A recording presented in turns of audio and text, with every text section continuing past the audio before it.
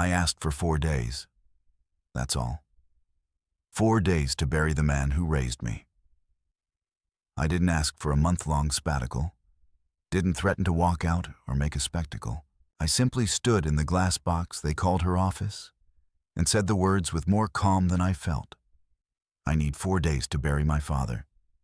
And Rena, my wife, CEO of Ridge and self-proclaimed visionary, didn't blink. She didn't lean forward, didn't ask how I was doing. She crossed her arms, let out a small, deliberate sigh, and tilted her head just enough to make it feel like I'd just proposed something foolish. "You'll need to choose between work and your family," she said, her voice razor-sharp and sterile. There wasn't even a flicker of empathy in her tone. Just business, just numbers, just timing. I stood there like a man suddenly unplugged from something I couldn't name.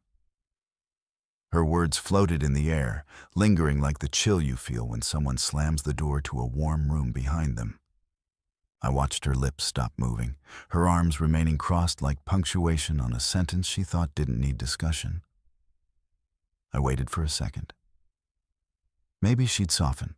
Maybe there was still a sliver of humanity left underneath all that strategic polish and shareholder poise. But she turned her eyes back to her screen, typing something like I hadn't just told her. "My father died yesterday. The Willrest integration isn't final negotiation," she added, her tone now clipped, more annoyed than stern. "You're the only one who knows the full system architecture." There it was. The trump card. She didn't say, "I'm sorry." She didn't say, "Take the time you need." No, she framed it like I had leverage I shouldn't use. Because to her, I wasn't grieving. I was being inconvenient. So I nodded. Not because I agreed, not because I gave in. I nodded because that's what you do when you realize the person across from you is no longer your partner. They're just a mirror of your sacrifices, reflecting nothing back. I didn't trust myself to speak. I didn't want to cry. Not in front of her. That wasn't the kind of audience you shed real grief in front of. So I turned, kept my spine straight, and walked out of that office like I still had something to believe in. Every step back to my own office felt heavier than the last. Rich Tech had floor-to-ceiling glass walls and minimalist furniture, like being inside a sleek, modern fishbowl. Everyone could see everyone, no secrets. But that day, I felt like the only real person in the building. I closed my door, turned off the lights, and just sat in my chair for a while. My father's voice echoed in my head. Not loud, not commanding. Just calm like he always was when life kicked the breath out of me. "Take a breath, Jared. Then choose." He taught me that when I was a teenager and someone at school carved the word nerd into my locker, he said, "You can't control other people's cruelty, but you can choose how to answer it." That voice, that memory, that man, I was being told he didn't deserve 4 days. My hand hovered over the keyboard, aimless. I stared at the lines of code on my screen. Thousands of lines I'd written, improved, fixed in the dark while others slept. I thought about the hours I'd spent building RidgeNet's back-end because Rena insisted we couldn't afford a real team.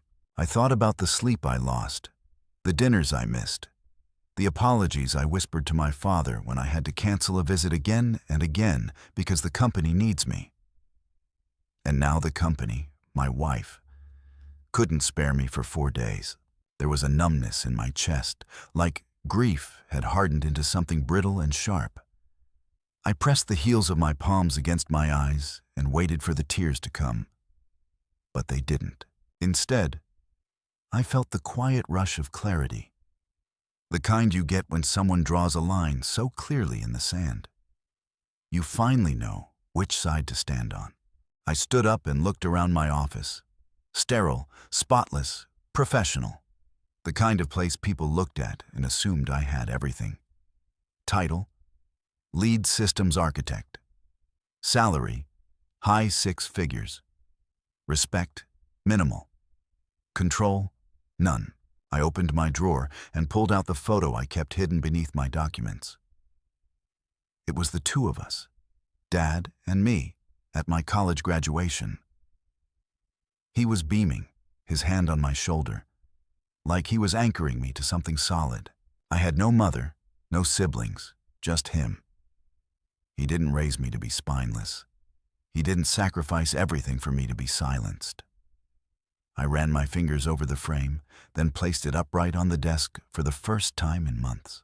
And in that moment, I decided, not loudly, not rashly, but with the kind of still certainty that doesn't beg for approval.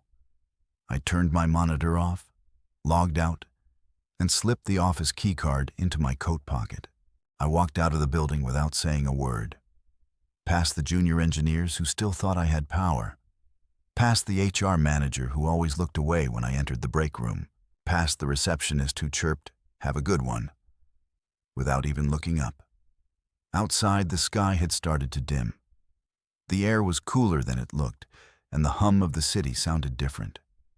For the first time in years, I realized I was alone, not in the sense of being without people, but in the sense of being surrounded by the wrong ones. And I had 4 days not to rest, not to grieve, at least not the way Rena thought, but to remember the man who taught me how to fight without fists, and to sharpen the silence in my chest into something useful. Because this story wasn't over, not by a long shot. The house was too quiet without him. Even after all these years, after I'd moved to the city and become someone with a title and a salary that people clap for at conferences, Dad's house still felt like the only place that understood me. The screen door creaked the same way it did when I was 12. The living room still smelled faintly of cedar and old books. And the coffee table, scratched and stained, still bore the mark of every science fair project, every math competition trophy he helped me build my confidence for. This was where he cheered the loudest, where he poured every ounce of himself into raising me alone after cancer took Mom.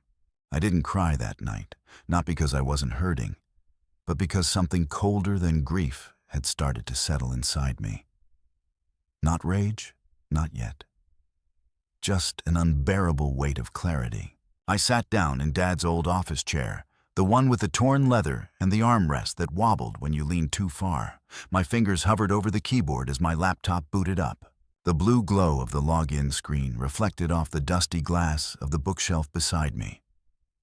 Books on algorithms, data structures, quantum computing. Most were Dad's, annotated in his tight handwriting. Others were mine, gifts from him, passed along with pride and soft encouragement. "You'll get it, Jay," he'd always say. "You just need one more look." I used to believe that I just needed one more look, one more chance, one more conversation to explain myself. But I was done explaining. Done asking people like Rena to see me, done waiting for respect to be offered. It was time I stopped offering myself to those who only took. So I opened the Willrest Systems directory. It wasn't dramatic. I didn't cue up music or slam a drink beside me like I was in some tech revenge movie. I just exhaled slowly, cracked my knuckles, and started backing up every proprietary file tied to RidgeNet. The infrastructure I had built silently, line by line, year after year. With zero formal budget, zero thanks, and zero acknowledgement. They didn't even know what it cost. The weekends, the holidays, the missed birthdays with Dad, when I was just one line of code away from solving it. And every time I'd call to say I couldn't make it, he'd just say, "I understand, son. You're building something big." God, he thought I was building something that mattered. But what I built, it mattered only as long as they could use it. The minute I asked for something human time to bury the man who taught me everything, I became expendable. I wasn't going to cry about that anymore. I was going to answer it. I created a secure partition in my private cloud server, encrypted, multi-factor gated, redundant backups, isolated logs, The kind of setup no one could stumble into, no matter how good the IT director thought she was. I transferred every script, every subsystem, every bridge protocol that connected WillRest integration stack to our main rigid environment. The whole thing lived on my terms now. They had a skeleton, the shell, the dummy architecture for demos and investor slides. But the real body, the one that made Ridge's most valuable project function, was now in my hands, and I had no intention of giving it back. The backup took hours, so I sat there, surrounded by the hum of quiet fans and the faint tick of Dad's old wall clock, thinking about how far we'd come. He used to pick me up from school in a rusted-out Toyota with missing hubcaps, always waving from the driver's seat like I was returning from war. He never missed a science fair. Not one. Not the one where I blew a fuse and blacked out half the auditorium. Not the one where I coded a basic encryption model. And the judge said, "Too advanced. Must have been done by a parent." Dad just smiled and said, "Well, I am his parent, and no, I didn't help." When I told him I wanted to start Ridge It with Rena, he said, "Just be sure the person you're building with sees you, even when the lights are off." I laughed at the time, said, "She's brilliant, Dad. She's like me, just more polished." He nodded, but he didn't smiley. I should have paid more attention to that. By 3:47 a.m., the final packet confirmed transfer. I shut the lid of my laptop and sat in the dark. There was no applause, no justice horn sounding in the distance. Just me and the realization that I didn't owe them anything anymore. Not Rena, not Ridge Tech, not the board, not Marcus, who always smiled too wide, but never looked me in the eye when credit was passed around the table. And especially not JC, the IT director who once asked if I needed help translating my code into something real. They didn't know who I was, and they never cared to. Dad did. He deserved more than silence. I stood and walked through the hallway toward my old room. It hadn't changed much. Faded posters of early tech visionaries touring jobs, hoppers still lined the wall. My first laptop was still on the desk. A dinosaur of a machine, but it still worked. He kept it clean, preserved like he was waiting for me to come back and remember who I was. So I did. I sat down, flipped the screen open, and booted up the terminal. A soft command line prompt blinked. I didn't need to type anything right then. I just stared at it. That small blinking cursor reminding me I still had agency. That in a world full of people who would pretend you were nothing once they'd taken everything, there was still power in what you choose to do next. I took a picture of Dad's pendant, the one he carved himself from pine and kept on his keychain until he died, and set it as my desktop background. A reminder. A quiet vow. Then I wrote my resignation email. Plain, formal, cold, just like Reno liked things. But in that silence behind that calm was everything I'd built and everything they had just lost. They called it RidgeNet, like it was born from the ether, like it just happened. But Ridge It didn't come from thin air. It came from my sleepless nights, my cluttered notebooks, my callous fingers dancing across a keyboard in the kind of rhythm that only desperation can teach. Rena branded it, pitched it, slid it into every investor deck with a confidence that made people believe it was a team effort. But RidgeNet was mine. Every line of code, every integration protocol, every bridge workaround that kept their fragile system duct-taped together, and all of it. Every last bit lived in my head. She didn't want to pay real developers. Said it would bloat the budget. Said I was the secret weapon. I smiled back then. I thought being called that meant something. I thought she saw me. But now I know she just saw utility. I was the discount genius with a wedding ring and no ego. The in-house miracle. The cheap fix. And cheap fixes don't get 4 days to bury their fathers. Cheap fixes get ultimatums. So that night, after backing up everything, I went to the real heart of RidgeNet. The undocumented parts, the real backbone of Will Rest's 3.8 million integration. Rena thought I had it all mapped. But that was a lie we both let live. What she didn't know, and what I never told anyone, was that the demo-ready version was a fragile illusion. It wasn't fake. It just wasn't sustainable. It couldn't scale. It couldn't breathe without the secret layers I'd built in my private time. The code I never logged in the official repo. The internal dependencies and deadlock bypasses that made everything look smoother than it really was. And without those, the whole thing would collapse. My fingers flew across the keys. I built RidgeNet like an architect builds a cathedral. Layered, precise, elegant, where no one could see it. I didn't just write code. I shaped behavior. I anticipated user drift, back-end surges, traffic surges from partner systems. It wasn't sexy. It wasn't glamorous. But it was bulletproof. And none of them, not Rena, not Marcus, not even JC, had the first clue how deep it went. I moved every undocumented file, every secret integration bridge to a private server that sat behind 3 layers of encryption. Not some offshore sketch operation. No, this was clean, professional, legal. I wasn't sabotaging them. I was reclaiming what I built, what was mine. The contract never said Ridget was company property.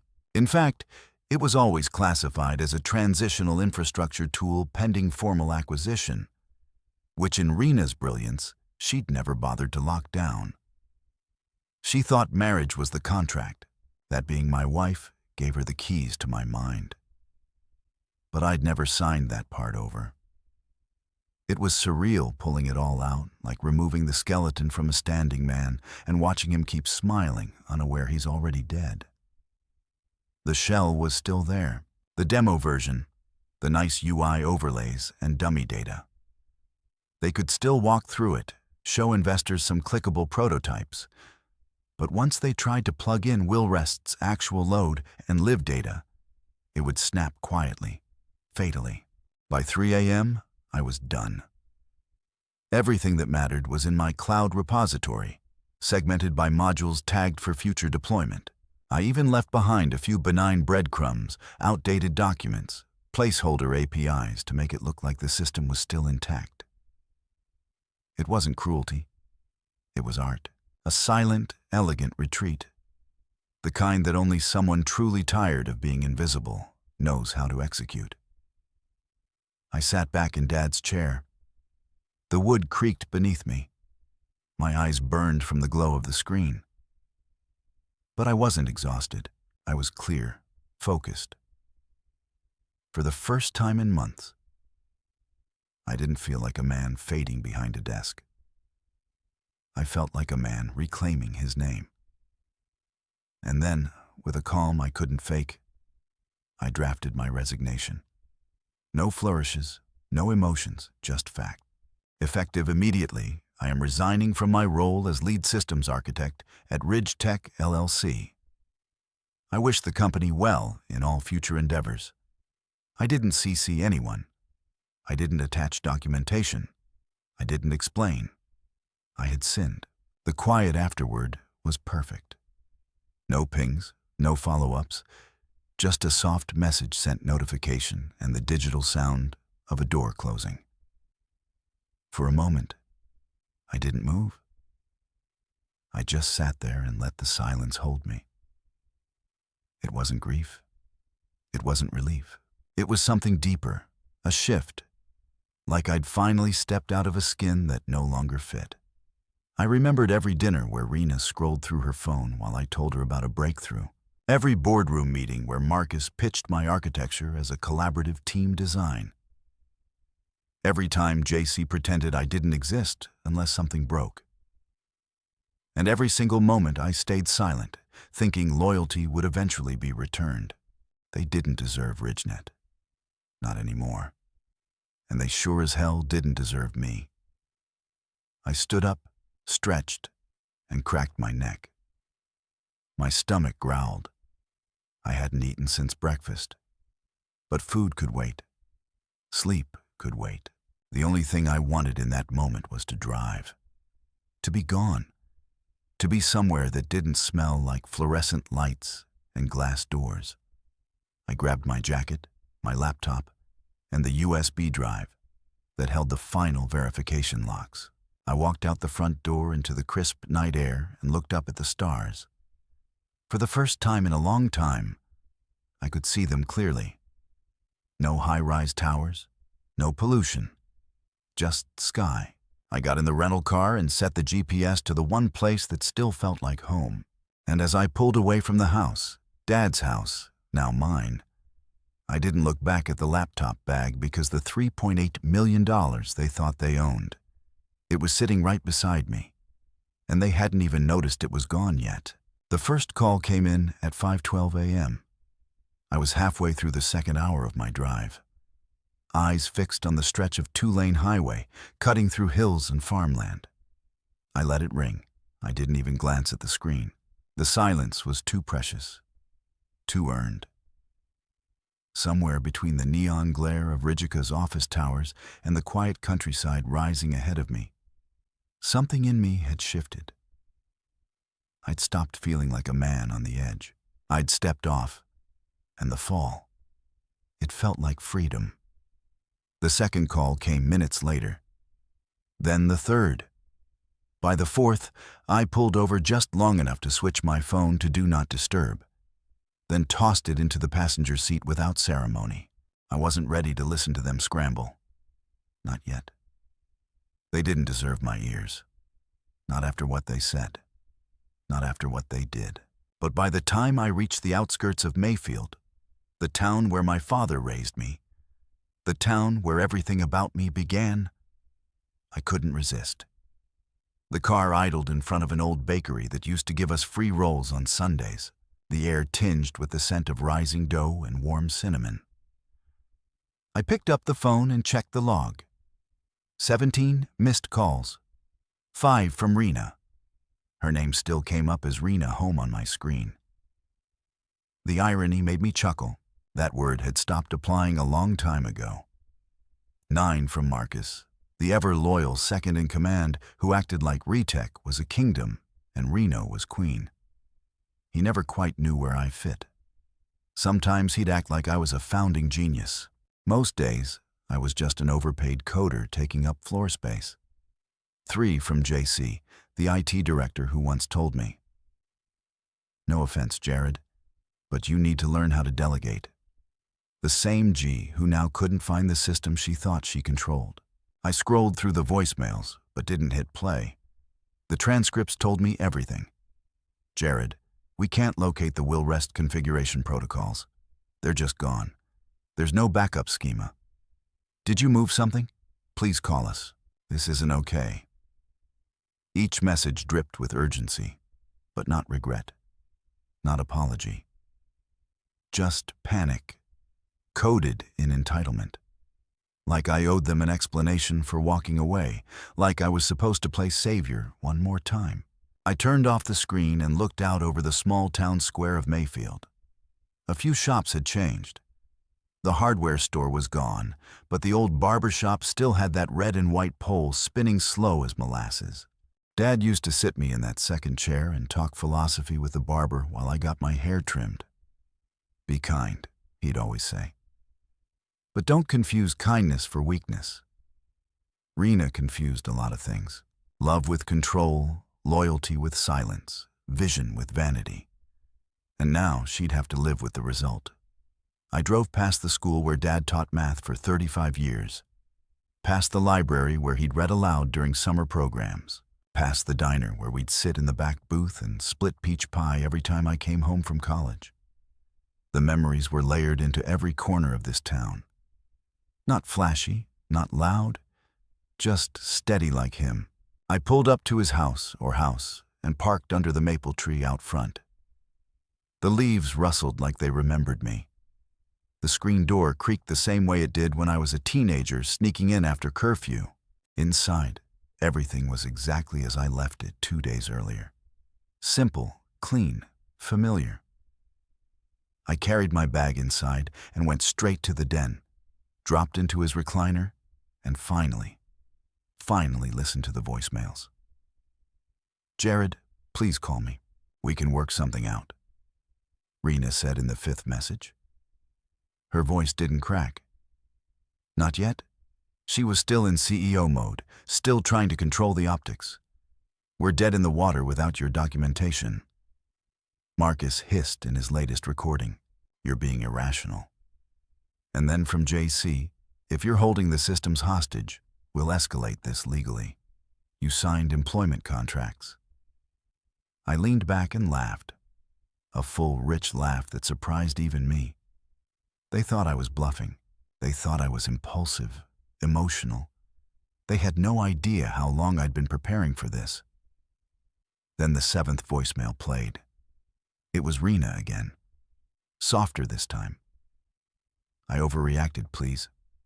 Let's talk. Just send the files. We can fix this." Fix? No. There was no fixing something that had rotted from the inside. I remembered the way she looked at me in that office. Arms crossed, head tilted, the weight of a $3, $8 million deal pressed up against my grief like a loaded gun. She'd made me choose. So I did. I pulled up my email app, composed a message with deliberate ease, and sent it from my personal address. One sentence, no emotion. "I'm available for consulting, $1,400 an hour, 20 or minimum. Payment in advance." I stared at the screen for a moment longer, then shut the laptop and went into the kitchen. Made a cup of coffee. Sat at the same table where Dad used to spread out the Sunday paper and debate whether the crosswords had gotten easier or he'd just gotten smarter. I sat in the silence of the house he paid off with a teacher's salary and a tutor's hustle. And I let the grief breathe. He deserved more than silence. He deserved more than a rushed funeral. He deserved more than the shrug of a CEO wife who weighed grief against quarterly projections. I'd see to it that he got more. Not through vengeance, but through clarity, through truth. Because when someone shows you exactly what they value and exactly what they think you're worth, your only job is to stop giving them discounts. And I was done being cheap. The church bell rang once, low and solemn, echoing across the small town like a sigh too heavy to carry alone. The sky was overcast, fitting, I thought. The kind of gray that pressed against your skin like a reminder that something had ended. And the world wouldn't be kind enough to offer sunshine to soften it. People were already seated when I walked in. They didn't look away. They didn't glance down awkwardly or avoid eye contact the way the people at Ridge did every time something felt too human. No. Here in Mayfield, people met your eyes with quiet understanding. They nodded. They patted my back. Some whispered, "He was a good man." And he was. Dad deserved a packed church. And that's exactly what he got. Old math students now grown with kids of their own. His barber neighbors, the woman from the post office. He'd bring coffee to every Monday.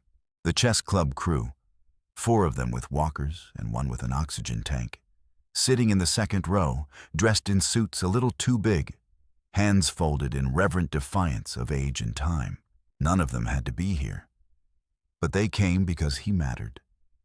Not a single person from the company came. No flowers, no card, not even a bland, generic corporate statement. Rena didn't text. She didn't call. She didn't ask for the address. Maybe she thought grief was beneath her. Or maybe she realized showing her face would mean confronting what she'd said, what she'd chosen. A $3.8 million deal over the death of the man who once helped her father file bankruptcy paperwork after he lost everything. She never knew that. She never asked. She only knew value in digits, not in character. I stood behind the pulpit, heart dragging behind every breath. The wood was old, smooth at the edges. My fingers curled around it like it could hold me steady. I looked at the crowd and saw not just faces, but stories. Lies my father had touched in ways I'd never understood. He wasn't a man of grand gestures. He was quiet, deliberate, but the size of the room's grief told me he left an impact. Anyway, I'm Jared Whitlow, I began, my voice softer than I intended. Jasper Whitlow's son, a murmur of acknowledgement, respectful and warm. My dad wasn't flashy, I continued. He didn't chase power. He didn't care about titles or image. What he cared about deeply, fiercely, was showing up. Every time my throat tightened, but I pushed through. When my mother died, I was 7. I didn't understand loss. I just knew she wasn't coming back. And I remember Dad sitting on the floor with me one night, building a Lego castle.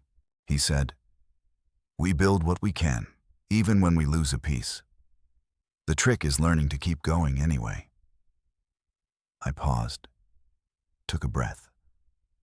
A tear finally rolled down my cheek. Not a sob, just quiet release. He taught me how to code before I could ride a bike. He stayed up with me when I got my first computer virus. He tutored kids on weekends, even when his back was bad. He made people feel seen. And that's not nothing. That's everything. People nodded. A woman in the 4th row wiped her eyes. One of his former students, Jason, something I remembered now, looked down, shoulders shaking. I ended with one sentence. He gave his life to people who never had to question if he cared. The silence afterward wasn't awkward. It was full, heavy, sacred. I stepped down from the pulpit and returned to my seat, hands trembling from the weight of saying it out loud. The service moved on. Hymns, prayers, a brief reading from one of his chest buddies. But I wasn't there anymore. My mind had drifted to the woman who wasn't in the room, the one who should have been beside me. Rena had always said she respected strength, that she admired people who didn't let emotion get in the way of action. But the truth was, she feared vulnerability. She didn't know what to do with real pain unless it fit inside a spreadsheet or a performance review. When I told her about Dad's cancer returning last year, she offered solutions, clinical trials, alternative treatments, scheduling efficiency. Not once did she say, "I'm sorry." And now, after everything, she couldn't even send a condolence email. After the service, people gathered in the parking lot, hugging, sharing stories. A woman I didn't recognize pressed a casserole dish into my hands. He helped my son pass algebra. Wouldn't take a dime. Said it was his job as a neighbor. I nodded. "Thank you." A man from the church grounds team leaned close. Every Christmas, he'd leave a gift card in my mailbox. Always anonymous, but we knew it was him. Another person added, "He gave me his old snob blower when mine broke. Said he didn't need 2 lungs to shovel anyway." They all laughed at that because that was Dad. Undramatic, generous, selfless. Eventually, they left. The sun had dipped behind the trees, casting long golden shadows across the grass. I stayed behind and sat on the hood of my rental car, arms crossed, watching the light fade. That's when I pulled out my phone again. More voicemails, more texts. "Rena, let's talk." "Rena," I overreacted. "Rena, please just send the files." And then the kicker, her final message. "We're in trouble. The system's unstable.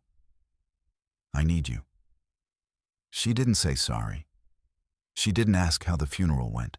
She didn't even mention my father. Just, "I need you." Because now her empire was wobbling. Now her golden deal was melting in her hands. I opened a new email. "No greetings, no sympathy. I'm available for consulting. $1,400 an hour, 20 or minimum. Payment in advance." I hit send and watched the sun finally disappear. That was the last thing I gave her for free. The screen flickered to life at 9:02 a.m. And for a moment, I just sat there watching the pixels stabilize into faces I knew too well. I was in Dad's kitchen, the ceramic mug in front of me still steaming, filled with the same coffee blend he used every morning. Dark, unflinching, no sugar. Behind me, the cabinets were chipped from years of use. The wallpaper faded where sunlight hit it in long ribbons every afternoon. It was nothing like Ridge Tekka's polished glass walls or the sterile conference room I used to sit in beside Rena. But this place had something that space never did soul. 3 rectangles stared back at me through my laptop screen. Top left, Rena, hair tied back tight, black blouse, flawless makeup hiding a face etched with fatigue. Middle, Marcus, collar open, sweat on his forehead despite the AC hum I could hear in the background. Bottom, Blair, Mindle, the company attorney, stone-faced as ever, eyes sharp behind her gold-rimmed glasses. Rena opened her mouth first, and for the first time in a long time, I heard something resembling caution in her voice. "Jared." She began soft, almost too soft. "Thank you for agreeing to take this call." I didn't respond. I didn't nod. I just watched her. Let the silence answer for me. "We know this has been a difficult time for you," she continued, and I almost laughed. The words sounded rehearsed, like she'd pulled them from a manual on how to manage volatile assets, and we acknowledged the timing was unfortunate. Unfortunate. That's what she called telling me to choose between work and burying my father. Not cruel, not disgraceful, just poor timing. Like a lunch meeting that ran long. Marcus cleared his throat. "The Wilcest demo is tomorrow," he said, his voice tight.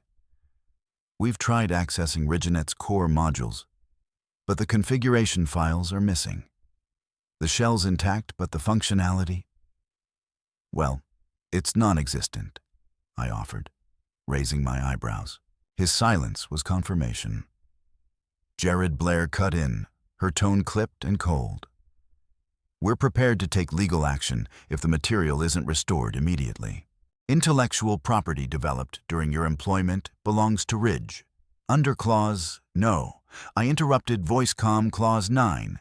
C specifies that any tools not formally submitted to the company's IP database are considered proprietary unless explicitly requested and documented. You'll find that ArgNet was classified as transitional and never transferred per internal compliance policy. I'd be happy to forward that audit log." Blair blinked. Rena flinched. Marcus looked away. "Let's not escalate this," Rena said quickly. "We want to find a reasonable solution." I leaned forward, rested my elbows on the kitchen table, and let them sit in the weight of my silence before speaking. "Then I guess you should have valued the architect before deciding he was disposable." Rena's lips tightened. "I didn't say you were disposable. I said, you said I had to choose. I cut in, and I did. You just didn't like the choice." No one spoke. "The system isn't recoverable without your assistance," Marcus admitted. "Finally, we're willing to offer compensation for your time. A retainer, consulting title, stock options, whatever's reasonable." There it was, the offer, the shift, the admission that what they needed wasn't in the hands of anyone left at Richta. It was with me. Quiet, grieving, no longer bound by obligation. I took a sip of coffee before responding. "My terms, I said $1,400 an hour, 20 your minimum payment in advance. Additionally, I charge a knowledge transfer fee, flat rate, non-refundable. And any work I do will be strictly documented and limited to existing code stabilization.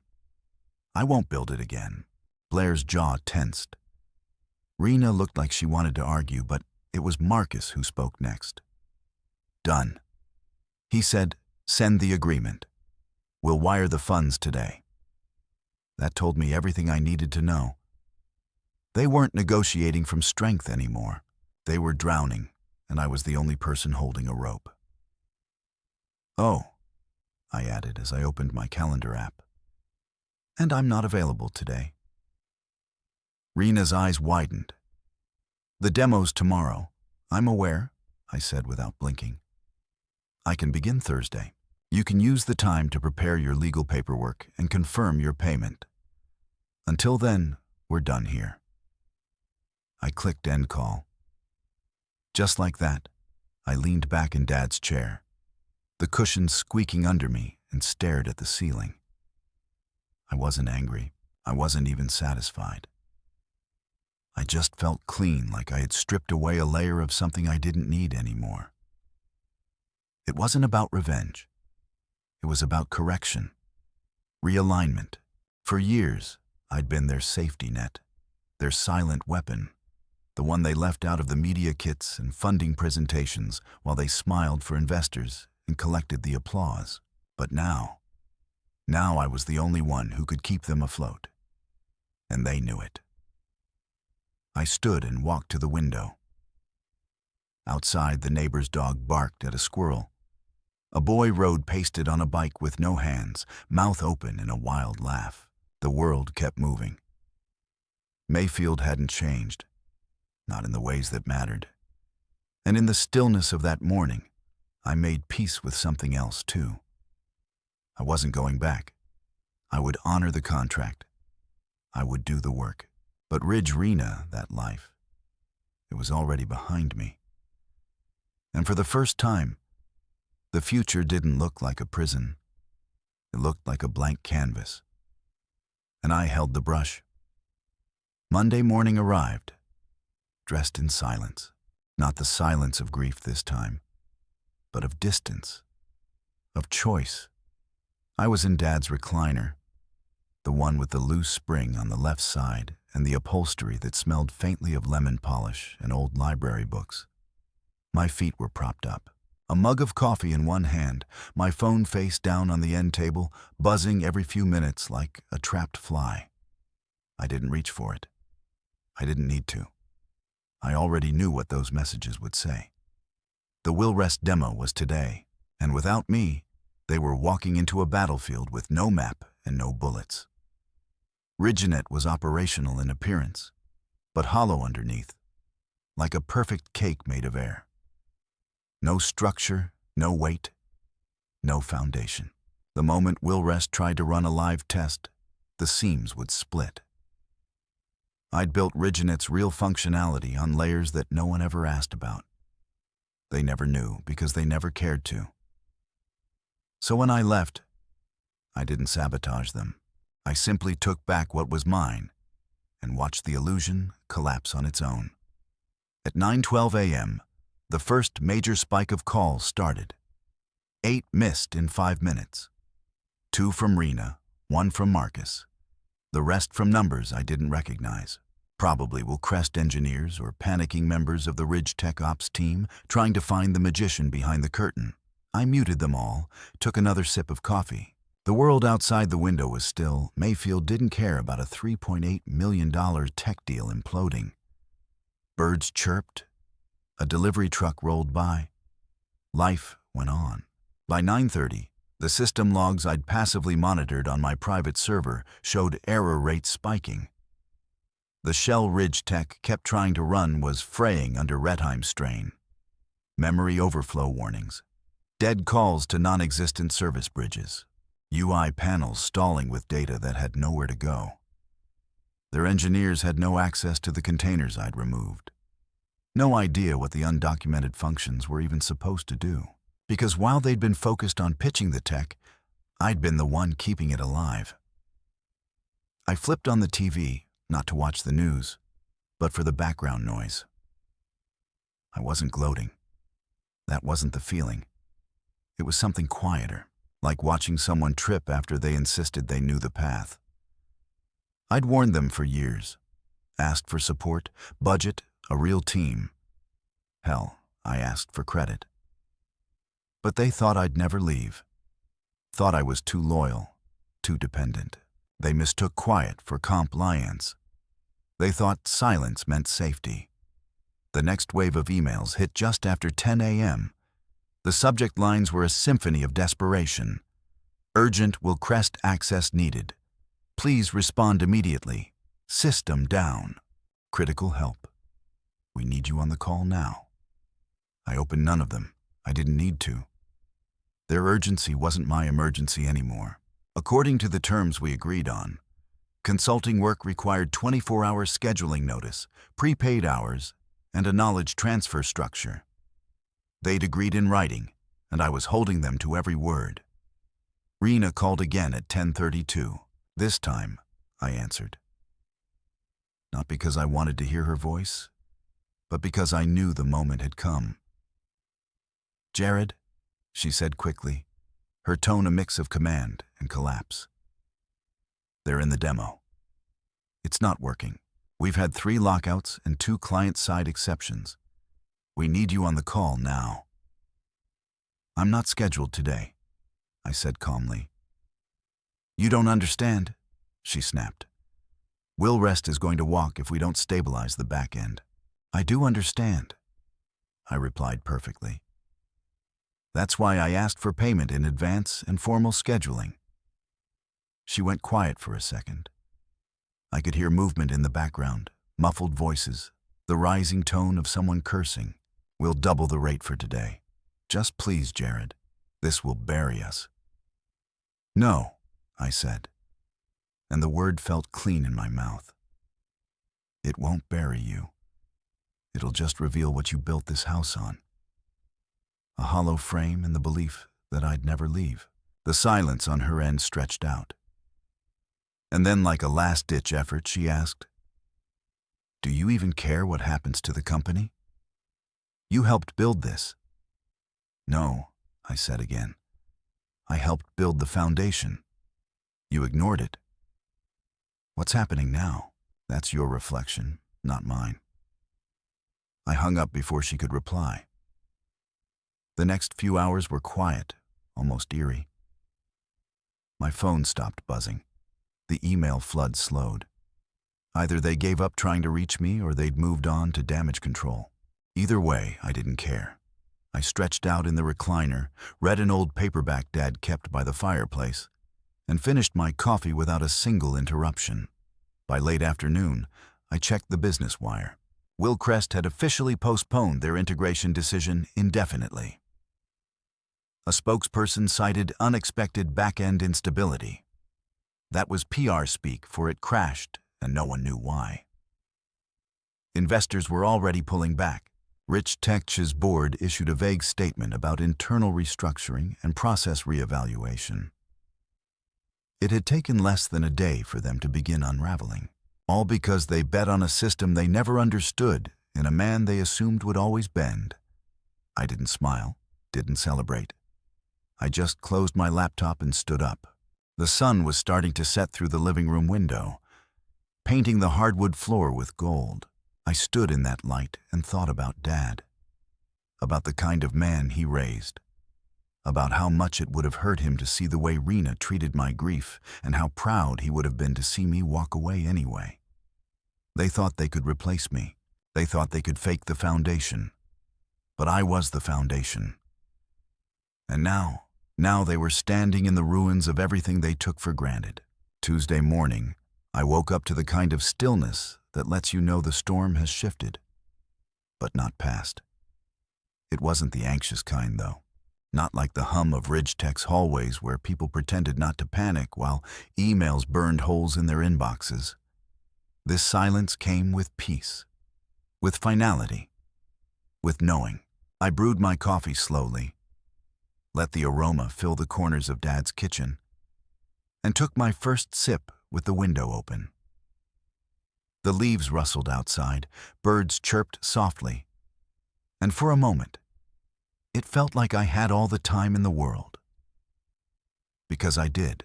Time no longer belonged to anyone else. Not Rena, not the company, not the deal. It was mine again.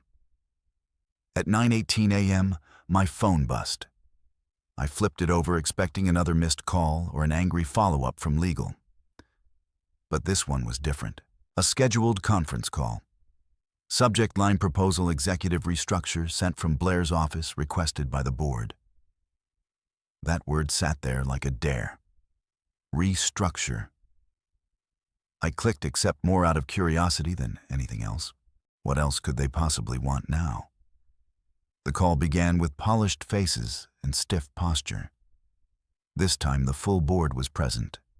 9 of them, all dressed like the sky was falling, which, professionally, maybe it was. Rena was there too, lower corner of the screen. Her usual confidence fractured around the edges. She didn't speak first. That was telling. Instead, board chair Elias Worthington, a man who used to forget my name in elevators, cleared his throat and leaned in. "Jared," he said, "thank you for joining. We're aware of the events over the last week, and we've reviewed the situation from all angles." All angles. Translation: we're bleeding, and no one knows how to stitch the wound. We understand your contributions to Ridget were foundational, he continued, glancing off Crean for a second like he needed reassurance. And we now recognize that leadership did not properly assess or support your role in the Wilcest project. There it was, the polite version of, "We messed up. We'd like to offer you a new position," Elias said, folding his hands like a prayer. "Chief Technology Officer, full executive access, 60% salary increase, immediate elevation to our strategy board, and if accepted today, full stock reallocation equal to that of a founding partner." That last part made me blink. Founding partner. They were desperate. I could smell it through the screen. I looked down at the wood grain of Dad's kitchen table, then back up at them. They stared, waiting for my voice like it was a lifeline. Even Marcus was quiet now. G wasn't on the call, likely gone or too ashamed to face me. Rena still hadn't said a word. Her eyes were trained on the lower left of her screen, jaw tight, lips pressed like she wanted to speak, but knew better. That silence was louder than any of their offers. "Why now?" I asked, my tone calm. Detached. "We need leadership that understands the core of our technology," Elias answered. "You had that?" I replied. "You had me in-house for 7 years." Rihanna's head lifted just slightly. She looked right at me then, but I didn't give her the satisfaction of holding her gaze. I turned back to Elias. "You said I could choose between work and my family." I did. "Why are you surprised at the results?" There was a long pause. Then Reno finally spoke. Her voice didn't tremble. It never did. But it wasn't cold either. She was trying for something softer, something close to sincere. "Jared, I was wrong about a lot of things. You deserve time. Your father deserved time. I see that now." I let the silence hold for a beat before I responded. "You don't get to apologize with offers. You don't get to fix something you broke by handing me a bigger title in the ruins." "It's not like that," she said. "It is exactly like that," I said. Sharper now. "When I asked for 4 days, you gave me an ultimatum. When I gave you silence, you gave me panic. Now that you've watched it fall apart, you offer a throne built from ashes. But I'm not interested in being king of what I've already walked away from." Marcus muttered something under his breath, but no one followed up. The room on their side of the screen looked tense, desperate, trapped. And I sat calmly with a warm mug in my hand, sunlight across my cheek. Blair cleared her throat. "Then what is your ask, Jared? Are you refusing completely? Or is there a path to reconciliation?" "No ask," I said. "There is no reconciliation." Another silence. Elias looked tired. Not surprised, just tired. "We understand," he said finally. "Would you consider at the very least releasing the remainder of your documentation to assist our recovery process?" I tilted my head slightly. This was the moment. The last page. "What I built," I said slowly, "was built in my own time, with my own resources, with no company support. I submitted what the contracts required, nothing more. But the knowledge exists only in your head. Blair pressed. And without it, you have what you paid for. I cut in. The rest never belonged to you. You're punishing the company, Marcus blurted out. This isn't about Rena anymore. It's about holding a grudge. I smiled just enough to make him pause. You want to talk about punishment? My father died. I was told by my own wife to choose between grieving him or showing up for a board meeting. I walked out of that office with a hole in my chest and silence in return. That wasn't punishment, Marcus. That was clarity. I leaned back. Let the weight of my words settle. I'm not punishing you, I finished. I'm just done carrying the weight of people who only value what they can exploit. Elias nodded slowly. Thank you for your time, Jared. He ended the call before anyone else could speak. The screen went black. The silence returned. I closed the laptop and stared out the kitchen window for a long time. There were no second thoughts, no anger, no sadness. Just resolve. They had offered the very thing I once dreamed about. Power, recognition, equity. But it came covered in the soot of disrespect. And I had already learned what it meant to lose someone who mattered. I wasn't going to waste another second on those who didn't. The only thing left to do was live. Not survive, not prove, just live. I spent the rest of the afternoon walking to town. I visited the diner, the library, the hardware store that had reopened under a new owner. Everyone asked about Dad. Everyone told stories. They didn't care about Ridge Tech or stock options. They remembered the man who shoveled their driveways and tutored their kids and donated anonymously to the local scholarship fund. His name meant something here, and that reminded me. So did mine. That evening, as the sun fell behind the tree line, I carved a small wooden plaque from a piece of pine I found in the garage. I sanded the edges smooth, etched his initials with an old soldering tool, and placed it on the mantel above the fireplace. It wasn't flashy, but it was honest.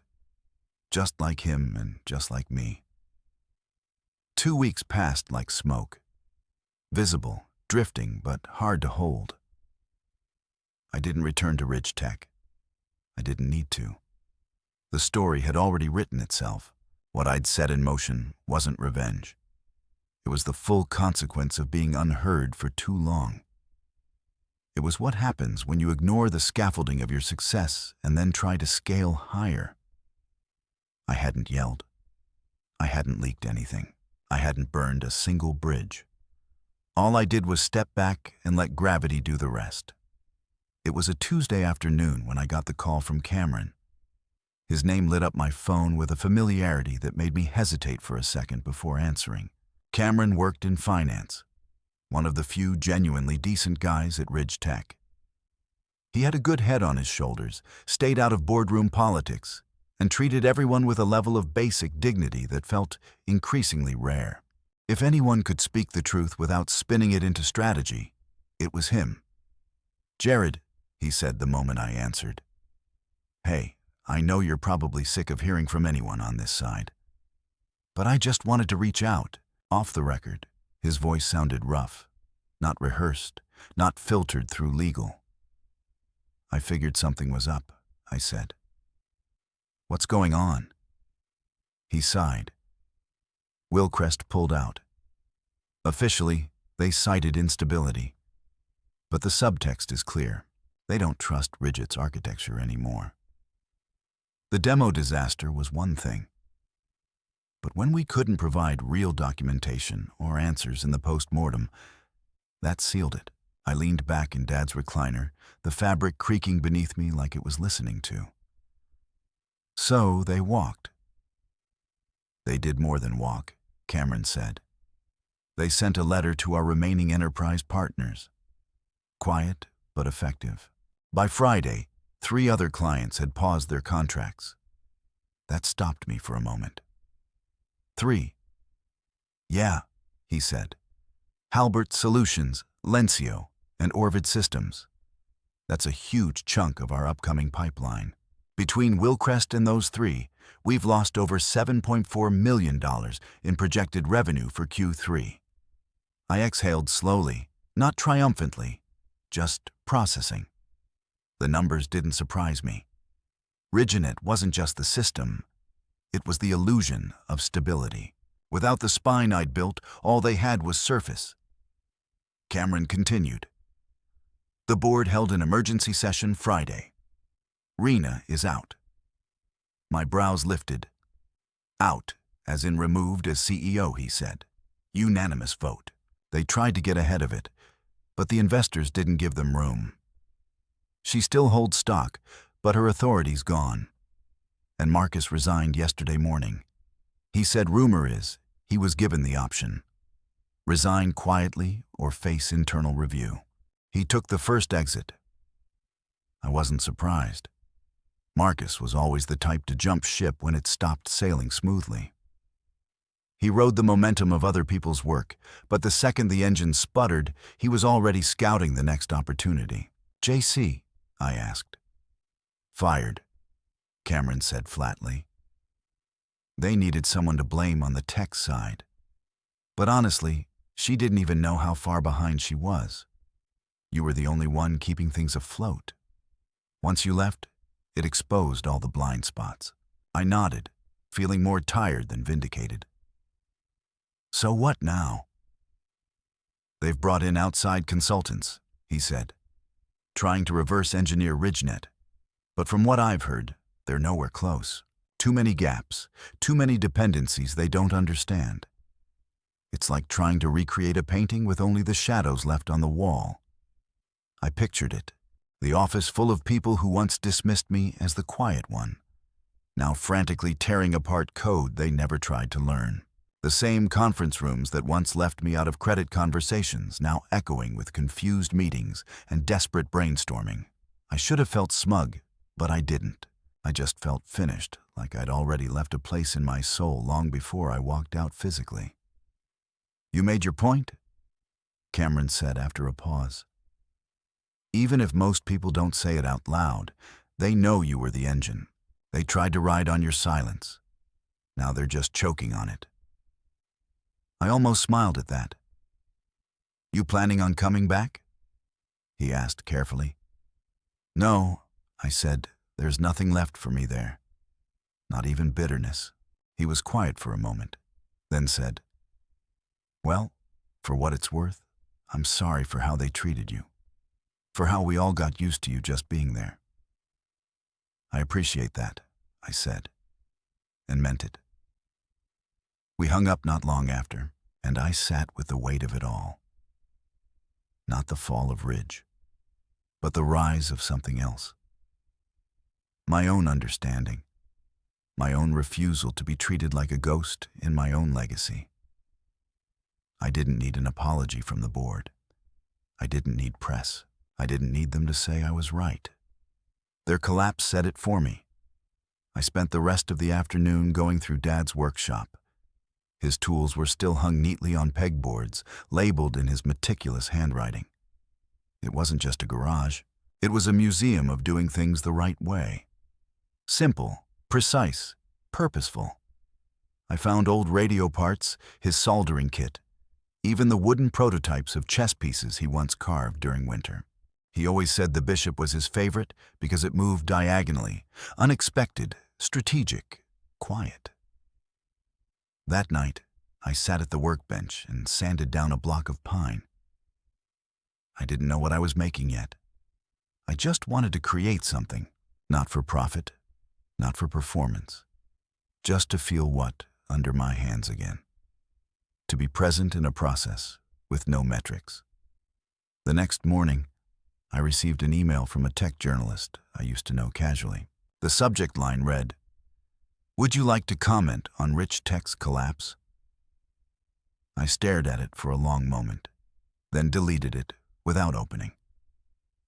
Let them write what they wanted. Let people guess. I didn't need to shape the narrative. The truth would do just fine on its own. By the end of the second week, my name had vanished from Ridgetech's site. No mention of me under founding engineers. No credit on RidgeNet. It was as if I'd been quietly erased. But I didn't mind. Let them pretend. Let them rewrite history. I had my piece, and they had their fallout. Some lessons come with bruises. This one came with receipts. Receipts in the form of missed revenue, investor distrust, and public embarrassment. I didn't gloat. I didn't post about it on LinkedIn. I didn't even update my resume because the story they tried to own had always been mine. And now everyone knew it, even if they didn't want to say it out loud. A month passed, not in a blur. Those days were over. It passed like a sunrise that refused to be rushed, slow and steady, lighting new parts of me I didn't realize were still buried in shadow. After everything with Ridget, after the silence, the rejection, the unraveling, I let the dust settle without stirring it again. I didn't check the business headlines. I didn't track the stock. I didn't reread the messages that had filled my inbox in the days after the collapse. I left it all behind, like old skin. And for the first time in years, I didn't feel naked without the title, without the tension. I felt free. I spent my days in Dad's house, waking up to birdsong and the smell of old wood and familiarity. I fixed things, not systems, not code, but actual things. A leaky faucet in the kitchen, the loose panel in the stairwell. I replaced the dead bulbs in the porch light and cleaned out the gutters. There was something sacred in the mundane, something honest. I stopped being a problem to be solved and remembered what it meant to simply be. It was during one of those mornings, standing in the backyard, raking up fallen branches, that I got the email. The subject line was short. Interested in talking? It was from Morgan Levine, founder of a growing software firm I'd admired from afar for years. Small company, tight team, big vision. They didn't just build tech, they built culture. I'd followed their work quietly for years, often reading their blog posts and watching the way they treated people like minds, not machines. I didn't respond right away. I let it sit for a day, then two. I wanted to be sure I wasn't saying yes because I needed a new ladder to climb. I wanted something different this time, something real. Something where showing up as a human being didn't cost you your dignity. On the third day, I replied, "Available to chat later this week. Friday afternoon work for you?" Morgan responded within the hour. "We direct, no fluff." The kind of email that didn't feel like it had been copy-pasted by a recruiting assistant. Friday arrived, and I took the call from Dad's kitchen table wearing an old flannel shirt and the kind of calm I hadn't known I was capable of. We didn't talk about Ridgetech. Not really. Morgan had heard the rumors, of course. The mysterious collapse. The quiet architect. But they didn't press. They asked better questions. What's something you built that you're proud of, but no one ever noticed? What does a good day look like for you? Not productive? Good. If you didn't need to prove anything anymore, what would you create? For the first time in a long time, I felt seen without being evaluated. At the end of the conversation, Morgan asked, "How long would you need before starting if we made you an offer?" There was no pressure in the question. No assumption, just respect. I smiled and replied, 2 weeks. Morgan paused and then said, "Take 4. Family comes first." That was it. That was the moment I knew I was home, not because of the salary or the title or the platform, but because someone recognized that I was a person, not a profit center. I accepted the role a few days later. Senior Systems Strategist, not CTO, not lead architect, just strategist. It sounded simple, but it was exactly what I needed. A place to build without the weight of needing to save anyone. A seat at the table without being told to earn it over and over again. On my first day, I didn't wear a suit. I didn't brace for politics. I showed up to a welcome email that included a Spotify playlist, a note from the design team saying, "We're glad you're here," and a digital gift card for coffee. No HR lecture, no expectation to pretend. I set up my home workspace slowly, deliberately, not in some glass building overlooking the skyline, but right here in the house my father built a life inside. I cleared a corner of his old office and repurposed the shelves. I left his books in place, though. They belong there. Their presence reminded me I didn't get here alone. And right there on my new desk, I placed the pinette Dad had carved. It wasn't much. Just a small piece of polished pine shaped like a bishop chess piece. He said it was his favorite because it moved quietly, but changed the game if you used it right. It had been on his keying until the day he passed. Now it sat in front of me. A small monument to everything he taught me. That pendant kept me grounded in the weeks that followed. Every time I looked at it, I remembered who I was before the titles, before the demos, before the $3.8 million deal that fell apart because someone thought grief was a distraction. My new team didn't ask for miracles. They asked for perspective. They didn't expect me to be a hero. They expected me to collaborate. And when I told them I was blocking off a few days next month to visit my father's grave, no one flinched. In fact, Morgan responded to my calendar note with a single message: "Take the time and thanks for modeling what matters." That more than any offer letter or compensation package told me I'd landed in the right place. I didn't tell anyone at Retech where I'd gone. I didn't need to. The story had already traveled farther than I ever could have pushed it. I saw the LinkedIn posts, some cryptic, some regretful, none with names. I saw the headlines in niche publications, the quiet collapse of Ridge Tech, why culture still beats code, the fall of an empire built on ego. I read none of them fully. I didn't need to relive it. I'd survived it. That was enough. Occasionally, I still got emails from people inside Ridge Tech. Some asking questions, others offering backhanded admiration. A few apologized. I replied to one or two, the ones that came from the heart. The rest I let drift, unanswered.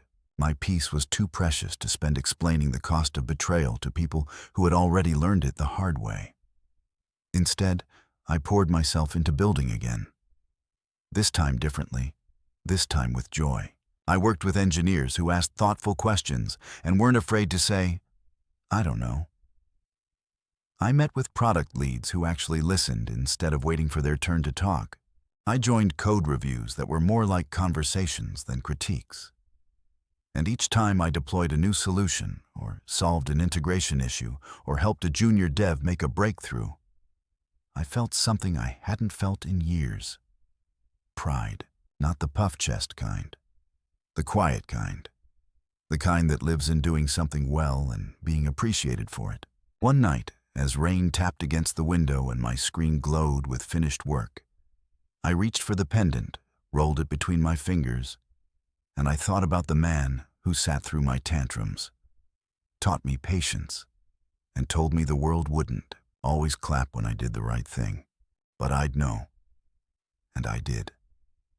Because I hadn't just left. I had walked back into myself. And this time, I wasn't waiting for anyone to notice.